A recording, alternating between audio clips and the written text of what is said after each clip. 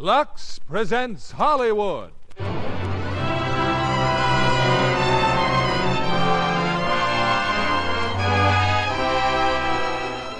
Lever Brothers Company, the makers of Lux Flakes, bring you the Lux Radio Theatre, starring Ann Baxter and Phil Harris in You're My Everything. Ladies and gentlemen, your producer, Mr. William Keeley.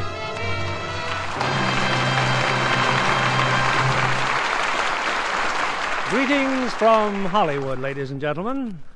I wonder how many of you recall when the billboards first carried huge advertisements for motion pictures reading all talking, all singing.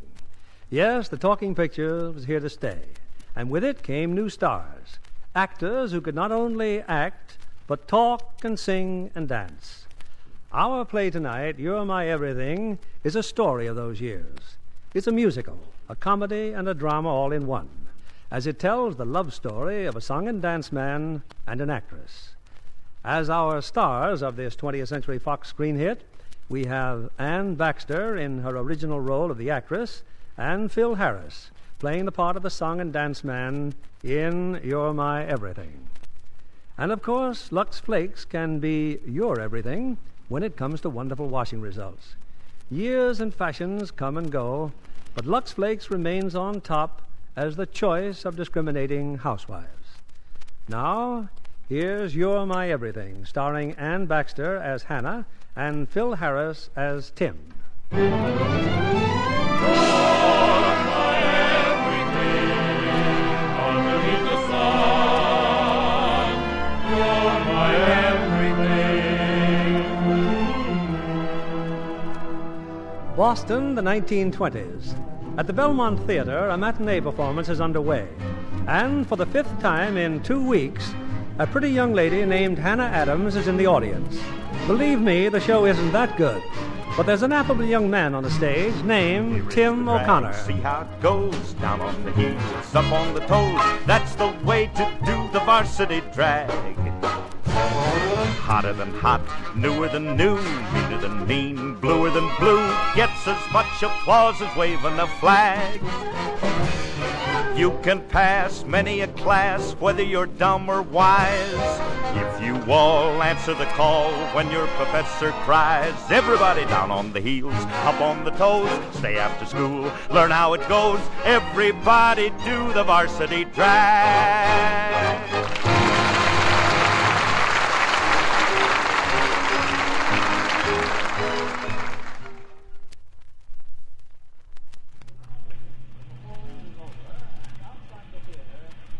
Adams again, waiting for the rain to let up.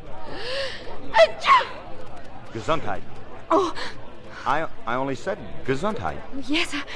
Oh, thank you, Mr. O'Connor. You know me? Oh, no. No, I don't, but I just saw the show, and I think it's simply... You should have brought your umbrella. Yes. Look, speaking of umbrellas, do you know of a place around here where a fella can get a good steak dinner? No, not exactly. Maybe some nice seafood, spaghetti even. Anything as long as it isn't baked beans. Baked beans? Well, not that I got anything against your famous Boston baked beans. In fact, I'm a great admirer of beans. I regard them as the bulwark of our civilization. But after 3 weeks of a steady diet... Hey, you better go home and soak your feet in a hot mustard bath. Well, be nice seeing you. Wait. I do know a place where they serve a good home-cooked dinner. Oh? I'll be glad to show you if you like. I like. Well, I'm going in that direction. There's no sign of a taxi. Is it very far? Oh, not if you don't mind walking. It's in Louisburg Square. Louisburg Square? Oh, but I know a shortcut. This way, Mr. O'Connor. Hey, look, are you sure there's a place around here to eat? This doesn't look much like a restaurant neighborhood. Where are we, anyway? Louisburg? You mean we're not even in Boston? No, I mean this is Louisburg Square. Oh. Ritzy, huh? Well, the people who live here think this is just about all there is to Boston. Yeah. Look, how much further is this restaurant? Well, this is it, right here. This? But this looks like somebody's house. Hey, kind of expensive, huh? Oh, no, it isn't at all expensive, but, well, to tell you the truth, Oh, Well, aren't you coming in? good evening, Father. Good evening, dear. Father. Father, this is Mr. O'Connor. Mr. O'Connor? My father, Professor Adams. Nice to know you, Professor Adams. Mr. O'Connor is having dinner with us tonight, Father. Really? Well, splendid, splendid. Come in, Mr. O'Connor. Thank you, sir. Now, if you let me have your hat. Tell Mother I'll be right in, Hannah. You know, this joint looks okay. Oh, good evening, Mother. Good evening, dear. Mother, this is Mr. O'Connor. He's going to have dinner with us. Oh? Well, we're very happy to have you, Mr. O'Connor. Thank you. It's very nice to be here. Father, be right in. Yes, dear. Excuse me. And this is my Aunt Jane from Salem. Where the witches come from. Good evening, young man. Good evening. Will you excuse me for a moment? I'll be right back. Don't be long, dear. Dinner's almost ready. Oh, tell Elizabeth to set another place. Yes, Mother. Well, Mr. O'Connor, did you go to the symphony this afternoon, too? Symphony? Oh, yes, that's where Hannah's been. Didn't she tell you? No, she didn't mention it. That's strange. The symphony seems to be the only thing Hannah's interested in lately. As a matter of fact, Mr. O'Connor, I am the only unmusical one in the entire family. Like General Grant, I know only 2 tunes. One is Yankee Doodle, and the other one isn't. There. You see, I told you I wouldn't be long. We were just about to discuss music, dear. Yes, your mother and I were wondering how you enjoyed the symphony this afternoon. Oh. She was surprised that you hadn't mentioned it. Perhaps Hannah didn't mention it because she wasn't there. Wasn't there? Perhaps she was at the Belmont Theatre again. Aunt Jane, how did you know? Well, I'm not exactly a recluse. I saw you there last Saturday ogling Mr. O'Connor here along with the rest of the flappers. No kidding. How'd you like the show? Young man, you're a guest in my brother's house. I prefer not to answer that. So, you're an actor, Mr. O'Connor? Well, I wouldn't go so far as to say that, sir. He's what they call a hoofer. How interesting. Well, we were just standing there, and Mr. O'Connor asked me if I knew a place where he could get a good steak. Of what, dear? Well, it was raining, Mrs. Adams. You see, And he said he was tired of eating. And you know how it is in a strange town. And besides, Mother, you're always talking about Boston hospitality, and I just thought it would be nice to bring him home. Oh, yes, dear, of course, but Well, I suppose I ought to apologize, Mrs. Adams, but you see, I really thought that this was a restaurant. A restaurant? Yeah. Well, it's quite all right, I suppose. Oh, yes, indeed. Glad to have you. Dinner is served, Mrs. Adams. Oh, thank you, Elizabeth. This way, Mr. O'Connor, and I do hope you like Boston baked beans. Beans? Oh, Mother. Yes, dear? Nothing, I guess.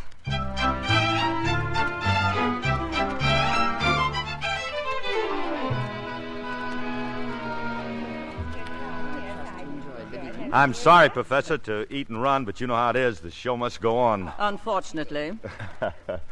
Yeah. And thanks for a very nice dinner. I'm so glad you could come. Oh, I had a hat, didn't I? It's right here, Mr. O'Connor. Oh, thank you. Well, goodbye, Mr. O'Connor. Bye. Your hat, it's still a little damp. Yeah, thanks. Hey, would you step outside for a minute? I want to give you a piece of advice. Advice? Oh, look, it stopped raining. In the future, you better be careful, see? I mean about the kinds of guys you pick up. Oh. First thing you know, you're going to bump into one of them cads that's going to try to date you up for lunch tomorrow, and you know what that sort of thing leads to. Well, will you? Will I what? Have lunch with me tomorrow? Oh, but I couldn't possibly do that. What time? 12 o'clock. Oh, I don't think my mother would like it. Where? Copley Plaza. Oh, yeah, and another thing. You better watch your step, or one of those fresh guys might even lose his head and try to kiss you goodnight. Like this. Oh, thank you for warning me. Yeah. I feel better now. Good night, Hannah. Good night, Tim.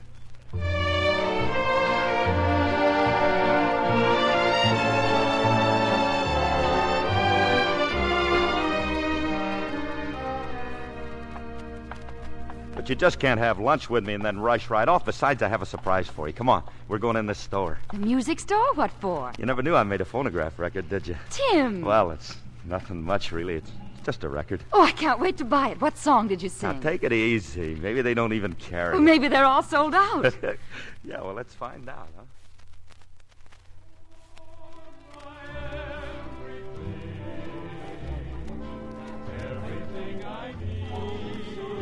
How do you like it? Terrific, huh? That's the only record I ever made. Oh, it's wonderful, but I can't tell which one of the singers is you. Well, keep your shirt on. I'll tell you when. Oh, look, that corsage. Be sure and put it in the icebox when you get home, and then you can wear it again when we go to dinner tonight. Oh, Tim, I can't. We always go to Uncle Edward's Thursday nights. Uncle Edward's? Oh, we've been going to Uncle Edward's every Thursday night for years. Well, just think of what a relief it'll be for Uncle Edward when you don't show up. I'll pick you up at 6:30. Oh, but I can't, Tim. I shouldn't really. Hey, wait a minute. Here it comes. This is me. Now. Because I love you. Well, how'd you like me? Oh, it's beautiful. Yeah, I do that same phrase solo again a little later on. Hey, now about tonight. Oh, Tim, please let me listen. I want to hear you again. Yeah. I can't understand why this record didn't sell better.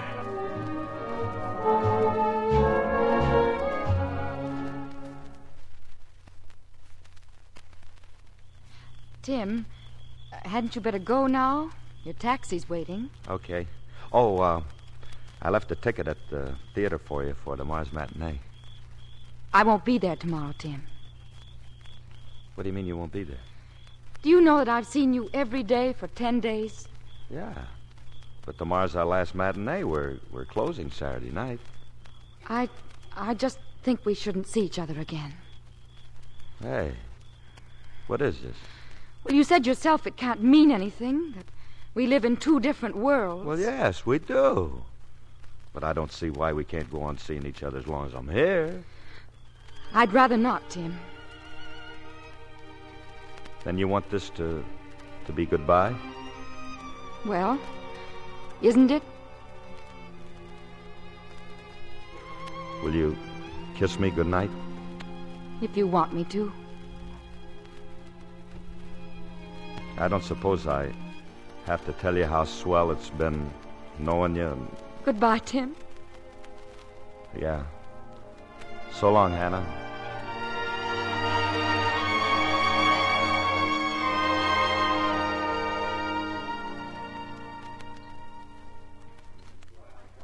Aunt Jane? Well? I think it was very nice of you inviting me here for afternoon tea, but... Speak up, Hannah. What are you trying to say? Well, you keep looking around as if you're expecting somebody else. I most certainly am. And there he is. Oh, no. The Mrs. Adams, I presume. Good afternoon. Oh, Tim. I was beginning to think you hadn't got my note. Carrying it right here next to my heart. Hiya, Hannah. I'm fine, but Well, I suppose you're wondering what this is all about. Can't shoot a man for wondering. Very well, Mr. O'Connor. Just what are your intentions toward my niece? Aunt Jane. My what? You've been seeing her constantly. Well, up until night before last. Either your intentions are honorable or they aren't. Certainly they're honorable, but I never... But you don't want to marry her. Oh, Aunt Jane, Yes or no? Well, I don't know. That is, not exactly. Not exactly? No, I guess I didn't mean not exactly. Before you go into any highfalutin notions, young man, let me tell you something about this girl. She's an 11th generation Bostonian. 7 of her male ancestors in a straight line, including the 2 that came over on the Mayflower, were ministers of the gospel. The other 4 were professors of Greek at Harvard. Oh, Harvard, huh? Oh, Aunt Jane, he's not interested in that. Look at her. Any fool can see she was cut out to marry a man of family and position. Well, that's exactly what I told her. And yet you deliberately set out to make this child fall in love with you. Now, wait a minute. Maybe my family don't have a lot of money and never learned Greek, but they've always been pretty swell people and a lot of fun. Say, just who do you think you are, anyway? Young man, I like you. You may not have any blue blood in you, but at least you've got blood. How could you do such a horrid thing? Well, Hannah, if it's of any interest to you, I think you should marry him. Huh? Marry him? After what you've said? Oh, for heaven's sake, we're talking about something important. Your whole life. What difference does it make how it's settled as long as it's settled? Well? Well, don't you think Hannah's mother and father might have something to say about this? Don't worry, they'll have plenty to say. But make up your minds if you've got any. I'm going to powder my nose. You can both end up old maids as far as I'm concerned. Oh, how could she say such things? I'm not worried about her. The point She had is... no right to. You don't have to marry me. I don't have to marry anybody. Besides, what makes her think I'd marry you? I wouldn't marry you be now. quiet. I'm trying to think. Well, I wouldn't any more marry you than you'd marry me. You know how much I make a week? Just wait till I get Aunt Jane home telling me we were going to have tea when all the while Well, how am I supposed to support a wife? Steak 30 cents a pound? Eggs 22 cents a dozen? What? Butter? Then I'd have to pay your railroad fare, your hotel What did you bills. say? I said it wouldn't be fair to ask any girl to live on what I make. Oh, but I wouldn't cost much. Why, the laundry alone. Now, if we're traveling, we'd Well, have to... I'd do the laundry, and I could learn to cook, and as far Of course, as... there's always a chance they might be able to use you in the chorus. Me?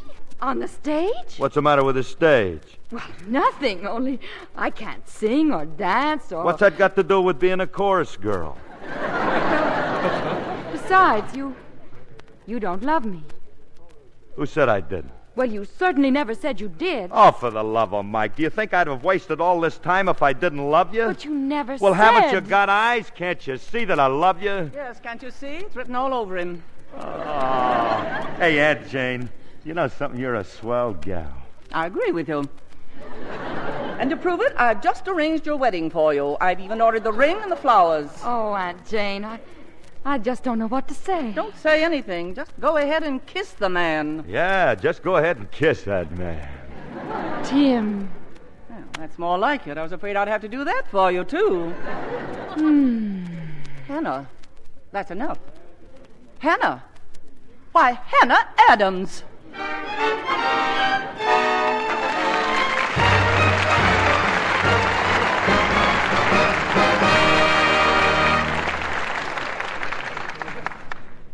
Before our stars return with Act Two of You're My Everything, here's Libby Collins, our Hollywood reporter, with the Lux movie news of the week. I've just seen a picture that makes me want to stand up and cheer and cry and see it all over again. Darryl F. Zanuck was inspired by the famous Marine hymn to title his production for 20th Century Fox, The Halls of Montezuma.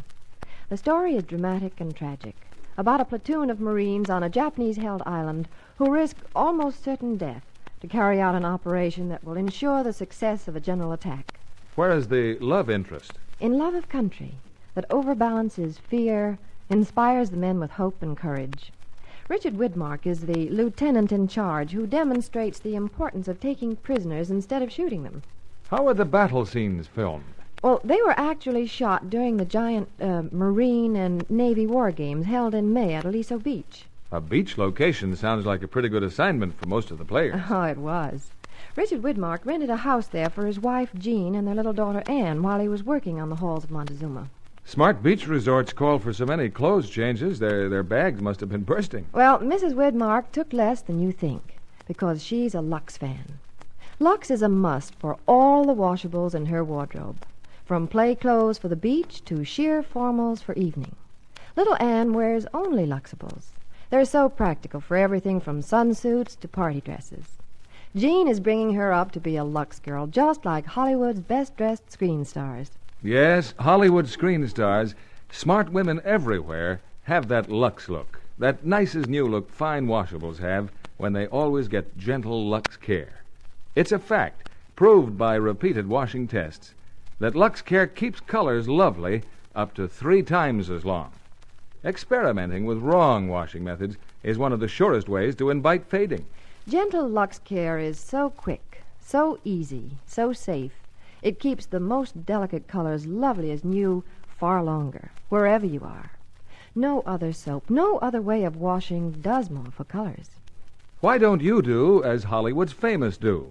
Use Lux Flakes for your blouses, dresses, sweaters, the children's things, too. Get a big box of Lux tomorrow and give all your family's nice things that lovely Lux look. Now, here's our producer, William Keeley. Act Two of You're My Everything, starring Ann Baxter as Hannah and Phil Harris as Tim.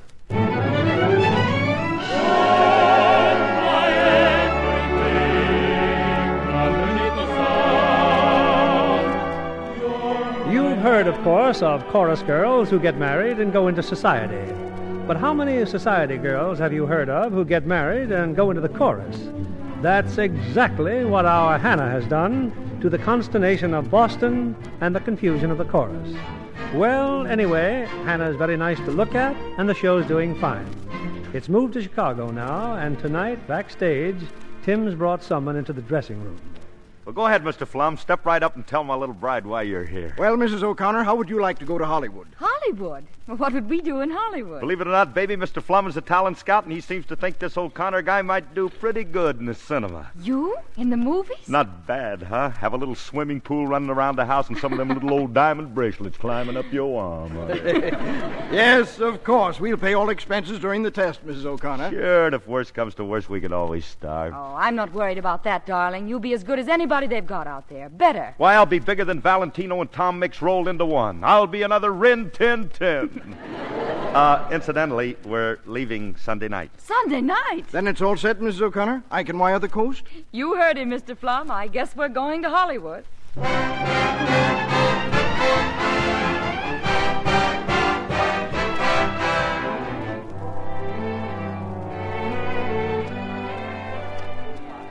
Okay, boys, get ready. Lights and cameras for the O'Connor test. I'm all set, Mr. Blanton. You're ready for me, huh? Clear the set, everybody. Oh, Mrs. O'Connor. Oh, yes? If you'll just wait over there, please. Oh, yes. You all right, old boy? Oh, me? Sure, but you're still going to tell me what to do, aren't you? Naturally, old bean. I am a director, you know. All right, boys, we're ready. Music, camera. Just stand there, Mr. O'Connor. That's it. Now then, you reach for your cigarettes. Nonchalance, old boy. Man of the world, you know. Okay, Bert?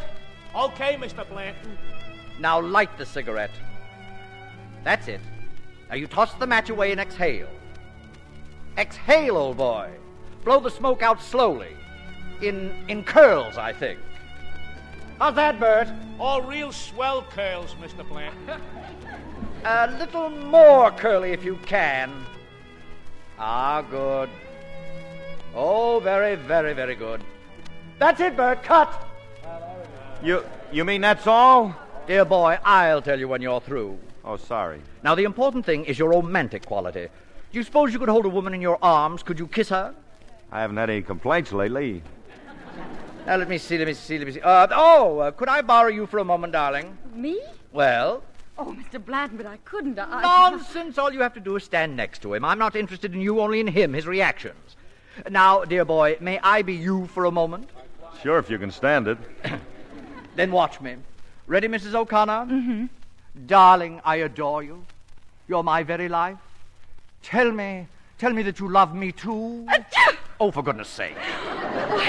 I'm terribly sorry, Mr. Blanton. I just couldn't help it. Your mustache. Oh, go ahead, Mr. O'Connor. Try to make love to her. All right, Bert. Camera, music. Your arms, Mr. O'Connor.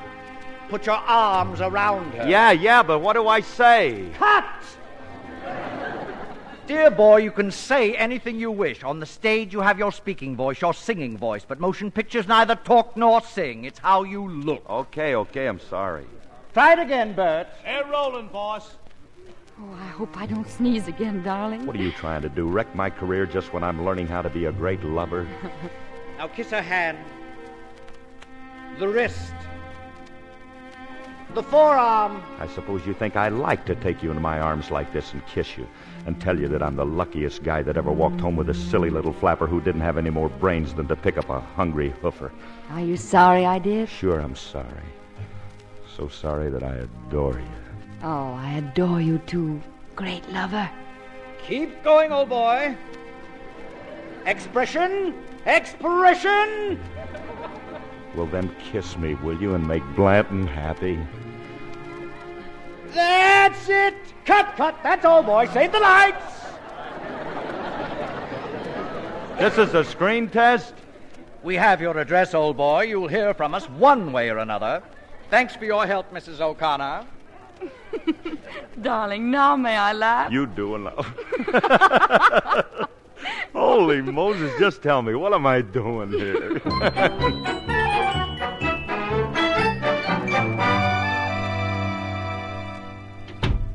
Tim, that you? Well, how was it? How did they like it? Only sensational, honey. And to quote Mr. Mercer... Well, who's Mr. Mercer? Merely the head of the studio, you dumbbell. Oh, yes. Well, now, when do you start work? Well, that's the funny part. I don't. But you just said... Sure, only it seems that they weren't talking about me, baby. It's you. Me? With your puss, Mrs. O'Connor, I'm reliably informed that within 6 months, half the babies in America will be named after you. Oh, Tim, please, be serious. And what's more, they've got a part right now that's just been crying for somebody like you, somebody different. Mr. Mercer personally guarantees it'll make you a star overnight. Oh, but they're crazy, Tim. I won't let them do this to you. And I'm not an actress, A personality, and that's exactly what they want in pictures. You don't have to act. No one ever hears your voice. All you have to do is just make those faces. I won't do it. I won't let them treat you like this. Now, wait a minute. Nobody's doing anything to me. I'm a hoofer. I can get all the jobs I want. Now, look, you go in there and powder your nose because you're going back to that studio and you're going to sign a contract for more dough than... Now, what's the matter? Tim, I can't do it. Why can't you do it? Well,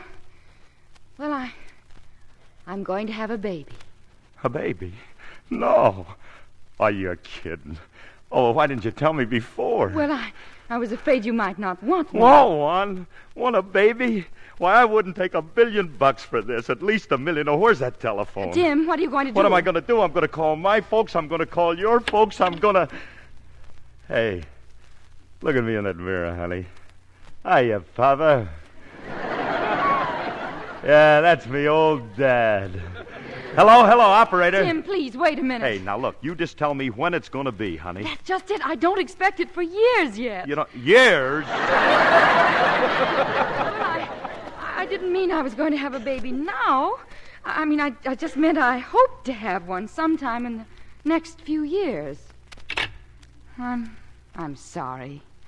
So you want to play, huh? Now, Tim, I only meant that I'll teach you to play gags on if me. you tickle me... Come over here. Tim, no. You come over here. I only meant it by... I said come over here. No, Tim. You're going to get down to that studio. Do you hear me? No, I don't want to be in movies. You don't, huh? I'll ask you once more. That's all I'm going to... Yes, I'll go, Tim. Stop tickling me. I'll do anything. I'll even go in the movies. Well, then, Mrs. O'Connor, let's away.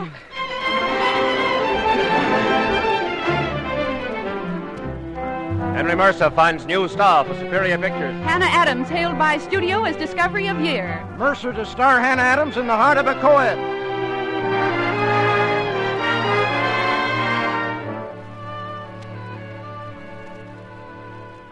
What are you so worried about, baby? The picture's a big success. You're a star, just like Mercer said you'd be. Oh, but Tim, The Heart of a Co-ed. Well, you saw it. Only 12 times. It's so silly. What's silly about it? The people love it. What's silly about it? The very first shot. There I am out in the backyard, hanging up a pair of bloomers. Well? Then Harold drives by and sees me. Did you see what Blanton made me do? First, I waved like this. Then I waved like that. Then I pat my hair. Then I wave again. And what happens? A title flashes on the screen. It says, Yoo-hoo. Oh, Tim, really? When do you start the next epic? The day after tomorrow. Superior Pictures present Hannah Adams, America's hotshot girl in flaming flappers. Think you can start it without me, honey? Tim, then you've heard from Chicago. Yeah, it's a nightclub job, 2 weeks guarantee. You're accepting it, aren't you? Baby, we've been all through that. Oh, I know. You've got to accept it. You can't just sit around here doing nothing while There's one thing I'm sure of, though. As soon as those 2 weeks are up, I'm coming right back. Because, honey, I can't take it. Me in Chicago and you out here. And then what, darling? Then I'll hang around a while until I get sick and tired of you, and then I'll look for another job. 2 weeks somewhere else. Tim, I'm scared. Now look at me. Scared? You don't mean that, honey. I don't know, Tim. All I know, all I'm sure of, is how much I love you. That's my hotshot girl.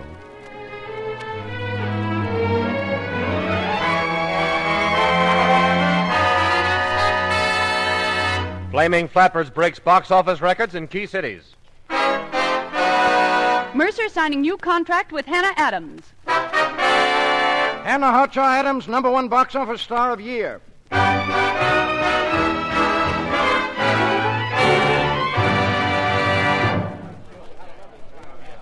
Hey, what about it, Lou? How you doing with my call to Hollywood? Gee, Mr. O'Connor, you called her only night before last. You mean you haven't even tried to... Hey, take it easy. Sure, I tried. Only it seems your wife isn't home. Oh. You don't want to speak to the maid, do you? What do you think? I think you want to speak to Mrs. O'Connor. Hey, that sounds like my cue. Keep trying, will you, Lou? And here he is again, folks, the man you've all been waiting for, Tim O'Connor.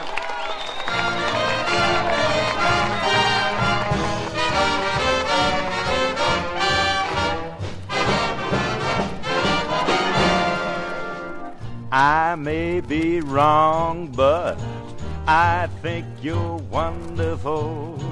I may be wrong, but I think you're swell.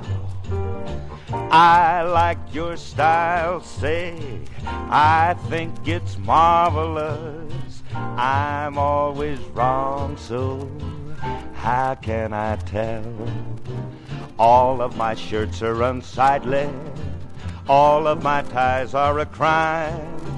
If, dear, in you I've picked rightly, it's the very first time you came along, say, I think you're wonderful. I think you're grand, but I may be wrong. Though your lot is sad, I am just as bad. Mine is really quite a hopeless case. Oculus advise, glasses for my eyes. With them I'd find in you a perfect wife. Good evening. May I help you? I'm Mrs. O'Connor. Mrs. O'Connor? Why, you're Hannah Adams. Oh, just wait till Tim knows you're here. Could you find me a table, please, somewhere out of the way? Right this way, Mrs. O'Connor. Thank you. How can I tell? Deuces to me are all aces. Life is to me just a bore. Faces are all open spaces. Why, you might be John Barrymore. You came to me, say, I think it's wonderful. I think you're grand, but I may be wrong.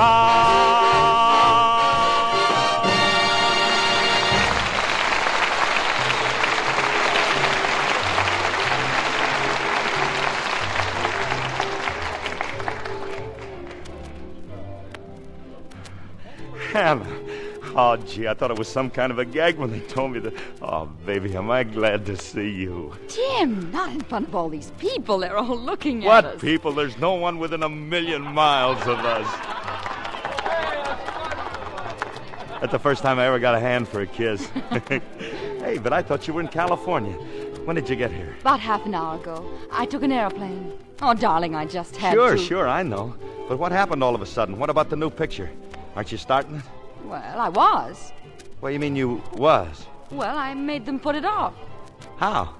Well, I just told them I was going to have a baby. Oh, no, not again. Well, it worked, didn't it? I'm here.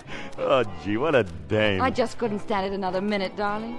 Anyway, why do I have to keep on being a movie star? I want to be with you. Yeah, but this is not going to go on forever, baby. You still got that vacation coming, and maybe now I can get one, too, and then we'll go away together. We'll never go anywhere. Either you'll be working or I will. It's been that way for months, and for what? To build a trust fund so we can have the finest tombstones in Forest Lawn? Well, that's the only time we'll ever be together. Oh, sometimes, Tim, I wish those talking pictures would come in. Hey, how about them anyway? Oh, they sing a song or something, and the jazz singer. It doesn't mean anything. It's just... What is it, honey? What's the matter? Oh, it's nothing. Nothing. Well, you look pale or something. Oh, I just felt dizzy all of a sudden. I'll bet you haven't eaten a thing. I'll get some hot coffee. Hey, Jack! No, darling. No, I'm fine now, honestly. Now, look, honey, you... Wait a minute. There is something I'd like. Tim, do you know what I'd really like? No, what would you really like? A great big sour dill pickle. Well, I'll get a whole bowl of... Hannah.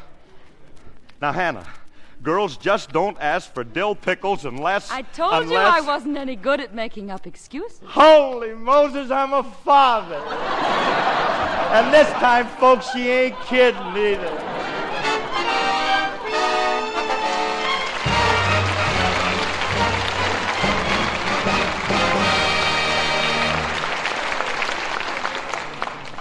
After a brief intermission, we'll continue with Act 3 of You're My Everything. I have chosen as our guest tonight Miss Marsha Walton, popular radio commentator, because her sprightly comments on fashion, celebrities, and first nights make her a welcome voice in your homes. What do you enjoy doing most in your work, Marcia? Well, for one thing, describing the Rose Parade in Pasadena every New Year's Day. And then, of course, handling the radio commentary for Hollywood First Nights. Oh, yes, you were the voice that described the Hollywood opening of Warner Brothers' production, The West Point Story. That's right. It was fun, but it wasn't exactly easy with thousands of fans milling around the entrance trying to get a look at their favorite stars. I had to catch the stars of the picture for a few words. James Cagney, Virginia Mayo, Doris Day, and Gordon MacRae. My early training in publicity helped there. And then I described what the girls were wearing. I assure you they looked every bit as glamorous as they do on the screen. Did you see the picture yourself? Well, not until the next night, but I enjoyed it thoroughly, especially the songs and Virginia Mayo's dancing in the West Point Academy show. You know, I almost wondered how her sheer stockings stood the strain. Almost? Well, you and I both know, Mr. Kennedy, Virginia is a Lux fan, like so many of us in Hollywood. Hollywood's loveliest legs always wear nylons that get Lux care.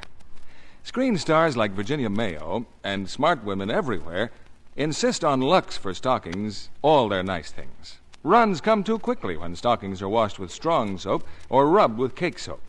Gentle Lux Flakes actually makes nylons last twice as long. Strain tests prove it. No other way of washing makes nylons last longer. Lux has been a favorite of mine for years. Thank you, Marcia. Ladies, why don't you follow Hollywood's example? Give your precious nylons safe Lux care. Get twice the wear from every pair. You can see for yourself how lovely, how flawless Virginia Mayo's stockings look in the West Point Story. Give your stockings, all your nice things, that lovely Lux look. We pause now for station identification. This is CBS, the Columbia Broadcasting System.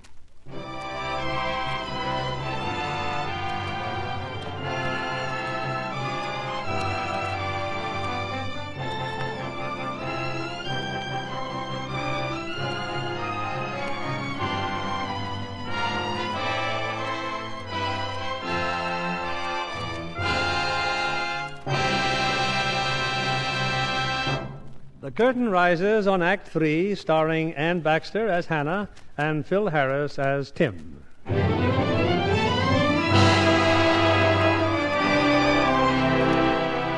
Well, a lot of time has gone by, and a lot of things have happened. For one thing, Tim and Hannah have their baby. Only at age 7, Jane's hardly a baby anymore. For another thing, Hannah's no longer in the movies. Along came talkies, and out went Hannah. But if Hannah went out, Tim's come in. Yes, Tim O'Connor is now the biggest star at Superior Pictures. Pardon me, boy. Is this the Chattanooga choo-choo? Track 29. Boy, you can give me a shine, 'cause I can afford to boat the Chattanooga choo-choo. I've got my fare and just a trifle to spare. You leave the Pennsylvania station by the 3:45. Well, you read a magazine and then you in Baltimore. Dinner in the diner. Well, nothing could be finer than to have your ham and eggs in Carolina. When you hear the whistle blowing 8 to the bar, then you know that Tennessee is not very far. Shovel all the coal in, gotta keep a rollin'. Boo, boo, Chattanooga, there you are. Cut, that's it. That was great, Tim, great. All right, everybody, that's all for today. Stage 5 tomorrow morning, 8 o'clock. Oh, before you go home, Tim, stop over in the office, will you? Sure. Anything wrong, Mr. Mercer? Oh, no, but some of our big exhibitors, well, they're complaining about all these musicals. They're yelling for melodrama, serious stuff, and I just thought... me? Melodrama? Me? Look, we'll talk about it later. Just don't worry about it.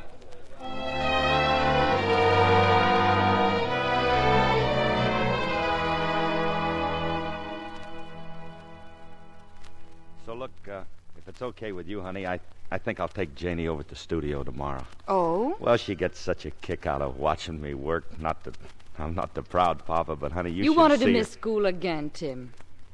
So she misses one day. It's not just that. Tim, you've got that child so spoiled already that all she thinks about is singing and dancing. What's so wrong about that? Don't you want her to be like other children? To know something besides movies?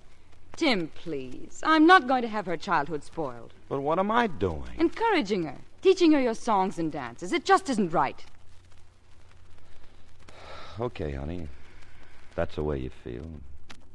Only look. Don't be mad at me. Come here. Give me a kiss. Now, Tim, I'm serious. Sure, baby, I know. Look, besides, you're not going to have to worry about it much longer anyway, not according to Mercer. Mercer? Well, he says people just don't go to musicals anymore. They're fed up. They want drama. It's a cycle, honey. A couple of years from now, maybe it'll be musicals again. Who knows? But what'll this do to you? I'm a cook goose. And at last I can do what I've always wanted to do. I'm getting out of pictures, baby. I'm going to be a farmer. A what? Well, why not? Now, look, we'll get ourselves a few acres out in the valley, build a swell little house, and we'll live that simple life. What do you say? Gee, it'll be swell for Janie. Tim, do you really mean this? Look, just get me out there with those cows and chickens, and you won't be able to drag me back. And as for these flickers, never heard of them. Oh, Tim, I'd love it. When? Well, I think we can start talking to those real estate operators, say Saturday. Saturday? Oh, darling, I'm sorry I fussed at you like that. Well, you'd better be. Because I'm a got-to-be-treated right man what needs plenty of loving. Even more than plenty. Something like this? More.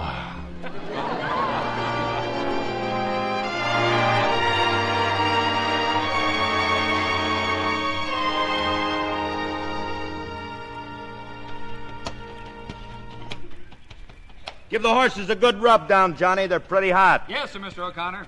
Had a good ride, huh, Janie? Oh, yes. And give the horses a good rub down. They're pretty hot. Look, Big Shot, I'll give the orders around here. Yes, sir. Hey, where do you suppose Mommy is? Don't you remember? She went shopping this morning. Oh, yeah, that's right. She went shopping. Pop, you know what I read in the Hollywood Reporter this morning? Musicals are coming back. They are, huh? Alexander's ragtime band just broke the house record at the Roxy. You don't say. Well, you can stop hinting, see? Because I'm through in pictures. I'm a farmer. Some farmer. Well, whatever I am, that's what I'm going to stay, understand? Just mention it, Pop. And you know what I saw on Variety? Well? Bobby Graves is in the hospital. He's got appendicitis. Imagine, 9 years old and he catches appendicitis. Hey, he just started his picture last Monday. What'll they do? What can they do? That kid's a star. They'll have to shelve it, of course. And that's tough on the studio, honey. You know, that's the same studio where Mom and I used to work. Gee, I suppose there's no telling when it'll be out either. Well, what are we worrying about the studio for? Come on, look, let's drive into town and pick out something nice to send to Bobby, and then we... Wait a minute. Yeah, Pop? While we're there... While we're in town... Well? I think maybe we'll stop by the studio, see Mr. Mercer, maybe. Something tells me you're thinking about something. Just an idea, kid. Your old man has just got a sensational idea. Well, what are we waiting for, partner? Go on over to the car and I'll leave a note for Mom.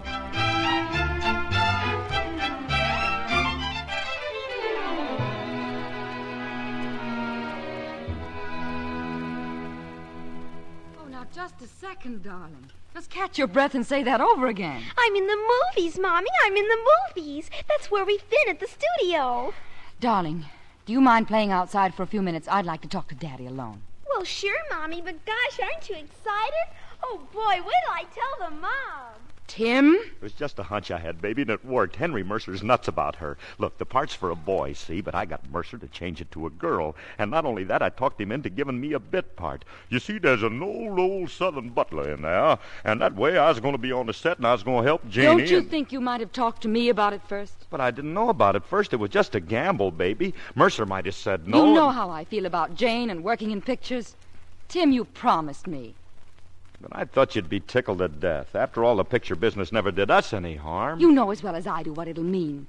Long hours, rehearsals, costume fittings, posing for publicity, people chasing after her every minute. I just don't want that for her. But Janie's got real talent. You just can't take... I've tried to keep her sweet and simple like other children, but you just egg her on. Well, I didn't know you were going to feel this strong about it. Gee, it puts me in an awful spot. Look, honey, Mercer's got the whole studio turned upside down. They're rewriting the script, then they're going to... Then... I'm sorry, baby. I guess I just didn't stop to think. Oh, Tim, if I could just be sure it'd just be this one picture. Look, I'll give you my word, honey. I won't ever mention it again. I cross my heart and hope to die. All right, Tim. You win. You pretty thing. Kiss me. You big mug.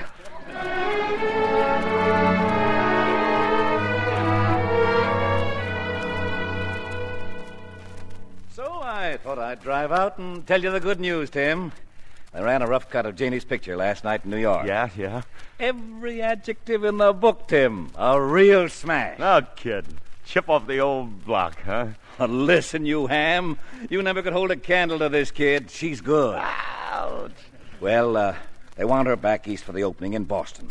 That means you and Hannah. Tim, did I just hear... Well, hello, Henry. Hannah. Well, I just dropped by to tell you that everybody's crazy about Janie's picture. Oh, and incidentally, not that money means anything to you farmers, but naturally we want to do a little better on the next one. Well, it is filthy stuff, but we'll Next worry one? along with... Another picture? Oh, no, I thought you understood that, Henry. Understood what? Well, what about our contract, the options? What options? Tim, you promised Of course me. I did, baby, but no studio makes a contract without options. Then you knew all along. Oh, for the love of Pete, this is something Janie loves. It's in her blood. I'm sorry, Henry, but Jane is not going to make any more pictures. Well, this is a fine time to tell me. What am I supposed to say to New York? I don't know. Perhaps Tim has some suggestions. Hannah, wait, please. Let her go. I got something to say about this. Well, you better make it good with the mood she's in. Don't worry. Look, you mind waiting? I'll go upstairs and settle this right now. You deliberately lied to me, Tim, going behind my back and signing that contract. Well, what if I did? She's my child, too, you know. And fine care you take of her, making her work all week in that slush and those wind machines till she almost came down with pneumonia. Pneumonia? She sneezes a couple of times and you build it up till she's, oh, for the love of Mike. Well, it's not going to happen again, Tim, even if I have... Have to what? Even if I have to take her away from here. You'll take Janie nowhere. Now, wait a minute, Tim. Hannah, what's gotten into you? I used to think that you had a brain, but the way you're acting now, Jane and I are leaving on the first plane for Boston. Oh, that's fine. Going home to Mother, huh? I haven't seen that since your last picture. You out of your mind. I'd like to know who's going to stop us. Look, if you walk out of this house, Hannah, you know what that means, don't you? I know exactly what it means. So if you'll excuse me, Tim, I'm going to find Jane.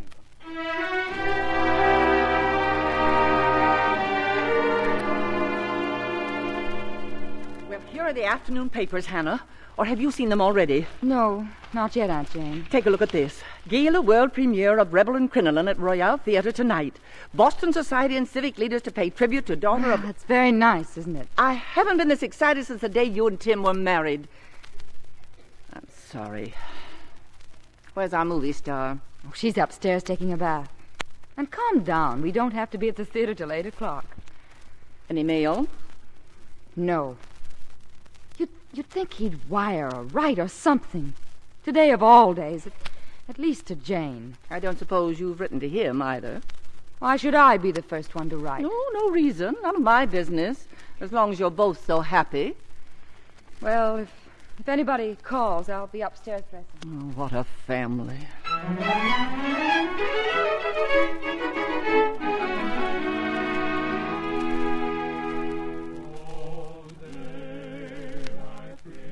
Well, a fine thing, I must say. The world premiere of my grandniece's picture goes on, and here we are, sitting out in the lobby again. It's just that I'm so nervous, Aunt Jane. Gosh, all those important people in there. What if they don't like it? Don't you worry, darling. They love it. Can't you be just as nervous in our reserved seats as here? I guess so, Aunt Jane. Come on, Mother. Whatever you say, dear. It's a pretty corny picture, if you ask me. Nobody asked you. Well, we'll see all of the finale anyway. That's when Pop's the old Southern butler, Aunt Jane. Gee, he's just wonderful in that number. That, I'd say, remains to be seen. Oh, I'll never forgive either of you, sitting in the lobby and me with an orchid.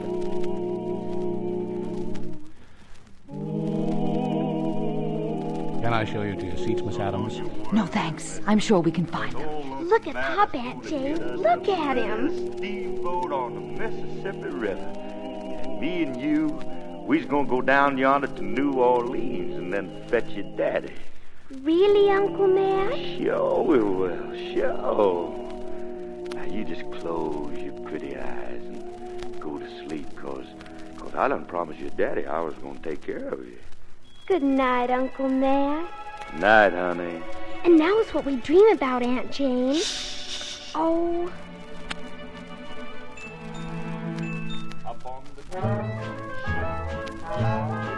It's a sweet trip to the candy shop where bonbons play.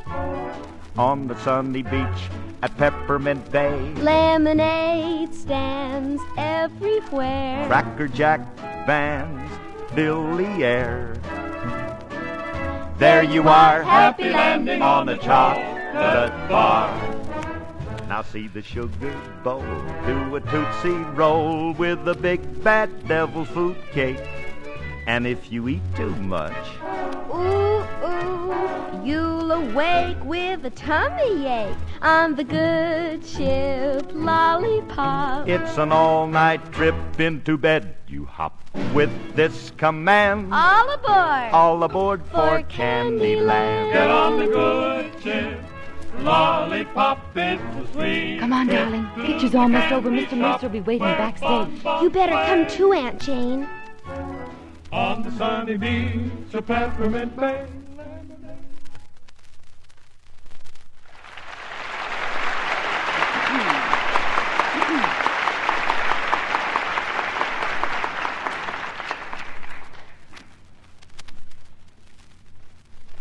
Ladies and gentlemen, on behalf of Superior Studios, thank you for the manner in which you have received our picture.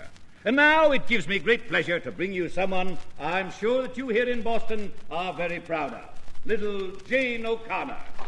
That's your cue, darling. Just walk out there and make your little speech. Knock 'em dead, sweetheart. Well, here goes. Hey, so you think she's good too, huh? Tim! Well, I got here sooner, baby, but I didn't get your telegram. Telegram? What telegram? I can't hear a word that child's saying out there. Well, the wire you sent me. I didn't send any wire. Of course you sent a wire. What's this? Well, you wanted him back, didn't you? Well, yes, but I... And you've got him, haven't you? Now, wait a minute. You, too. You wanted to come, didn't you? Well, sure, but not if Hannah didn't want me. Oh, be quiet. I got both of you into this mess in the first place, and I'm going to see that you don't get out of it. Well, go on, you actor, you. Either hit her or kiss her. And so, once again, thank you very much. And good night.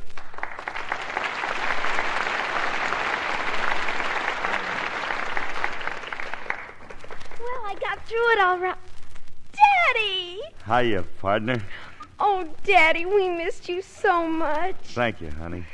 And please, I don't know how you feel, but let's don't ever go through this again.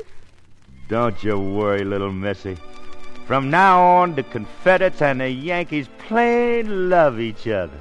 And ain't nobody gonna do no seceding from nobody nowhere. No time. No, man.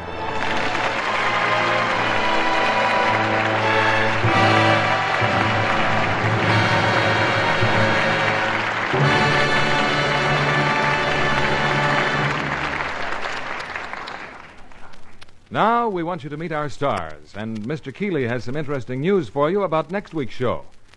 But first, here's big news about Lux Flakes Holiday Value Sale. Listen to this. A big, beautiful floral designed tablecloth in pure white, genuine, long-lasting plastic for just 50 cents. It's worth every bit of $1.50, but you get it for just 50 cents with only 2 box tops from Lux Flakes. It's full size, about 54 by 54 inches, Perfect for your dinette or kitchen table, especially children's meals. It wipes clean instantly with a damp cloth. This offer is good for a limited time only, so order yours now. Get several. They make wonderful gifts. Your grocer has handy order blanks. For each floral plastic tablecloth you order, send 50 cents and 2 box tops to Lux, Box 16, New York 46. Allow 3 weeks for delivery. That's Lux, Box 16, New York 46, New York. Now, here's Mr. Keeley with our stars. Now we follow our usual custom of bringing our stars forward to the footlights for a well-deserved bow, and here they are, Ann Baxter and Phil Harris. Phil, we want to say an especial thanks to you for stepping in at the last moment when Dan Daly was taken ill. Well, it was an honor to get to do it, Bill. Phil, you were wonderful. Thank you.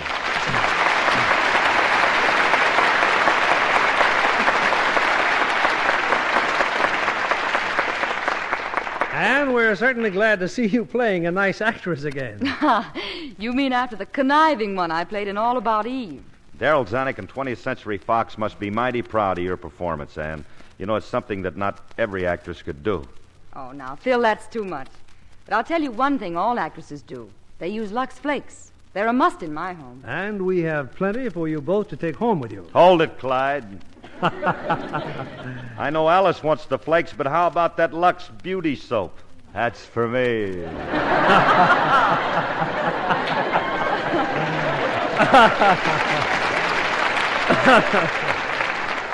Okay, lover boy, we'll take care of you. And what else is going on out at 20th? Well, just to keep things in even balance, we have another great picture, this time about an angel, starring Clifton Webb and Edmund Gwenn. Now, just a minute, Ann. Clifton Webb, an angel? That's it, Bill. He's an angel who comes to Earth as a cowboy. In the picture, for heaven's sake. Well, for heaven's sake. You know, I'm surprised you've never played a singing cowboy, Phil. Just because he can sing doesn't mean he can ride. I can't so ride. Everyone says I sit a horse superlatively. Now, how about that time we all went fox hunting? You certainly looked superlatively foolish. Well, then. gosh, honey, how was I supposed to know that when you see the fox, you're supposed to holler, tally-ho, instead of bingo? It figures, Clyde. It just figures. Okay. And what are you figuring on for next week, Bill? Next week, we'll have a tender romance. A picture that was filled with comedy, drama, and splendid performances. It's Apartment for Peggy. And as our stars, Jean Crane and Edmund Gwenn from the original cast, co-starring with William Lundigan in this appealing story from 20th Century Fox. I wouldn't miss it, Bill. Good night. Good night. Good night, and come back soon.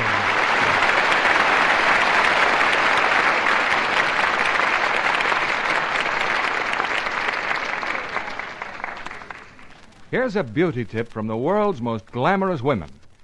Hollywood screen stars say active lather facials with Lux soap keep their complexions just right for camera close-ups. Lovely Ruth Hussey uses this gentle care regularly. She says, Lux is a real beauty soap. I wouldn't be without it a single day. When you see Ruth Hussey on the screen, notice the smooth perfection of her skin. Tomorrow, try her simple Lux soap care.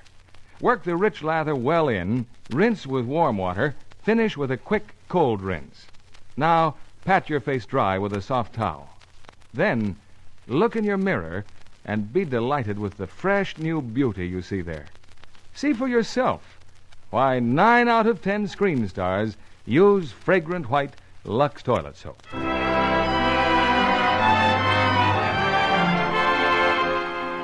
Lever Brothers Company, the makers of Lux Flakes, join me in inviting you to be with us again next Monday evening when the Lux Radio Theatre presents Jean Crane, Edmund Gwenn, and William Lundigan in Apartment for Peggy.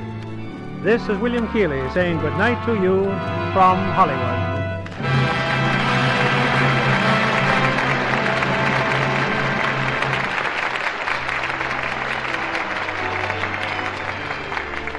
Heard in our cast tonight were Janet Scott as Aunt Jane, Norma Jean Nilsson as Jane, Joe Kearns as Blanton, and Ed Begley, Bill Johnstone, Ruth Parrott, Larry Dobkin, Charlotte Lawrence, June Whitley, Stanley Farrar, George Neese, and Eddie Marr. Our play was adapted by S.H. Barnett, and our music was directed by Rudy Schrager. This is your announcer, John Milton Kennedy, reminding you to join us again next Monday night to hear Apartment for Peggy, starring Gene Crane, Edmund Gwen, and William Lundigan. Stay tuned for My Friend Irma, which follows over these same stations.